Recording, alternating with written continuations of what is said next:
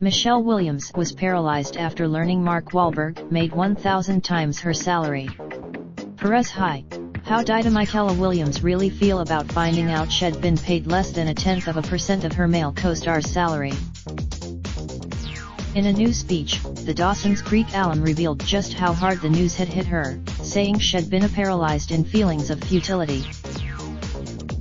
For those who hadn't heard, Michelle and Mark Wahlberg were asked to return to the set of the historical drama All the Money in the World when director Ridley Scott Kevin Spacey's performance. While some of the time that meant digitally replacing Spacey with actor Christopher Plummer, some scenes required the other actors to be present. Everyone agreed, and it all seemed fine until a few months later when something shocking was revealed. Michelle.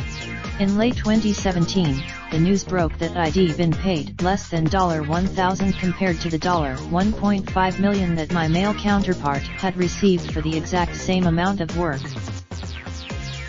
Apparently Michelle had agreed essentially as a favor and had received no additional salary, just a per diem, a small stipend to cover daily expenses. Mark, on the other hand, had gotten his agent, Ari Emanuel, to negotiate a hefty sum for the extra 10 days. Michelle continued. And guess what? No one cared. This came as no surprise. Michelle may have been paralyzed, but thankfully she knew someone who could fight for her. Months passed and the actress Jessica Chastain, with whom I had in fact played sisters, offered to take my story to her Twitter.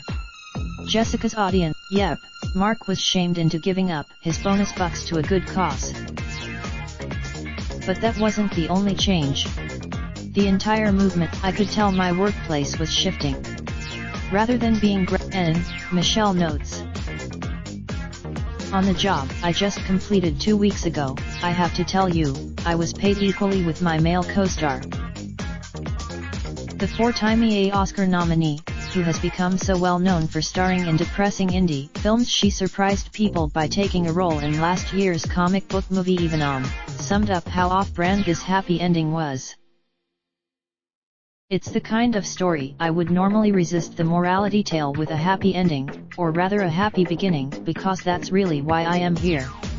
There won't be satisfied, but it's an ending she deserves. Oh, and someone get her that damn Oscar already.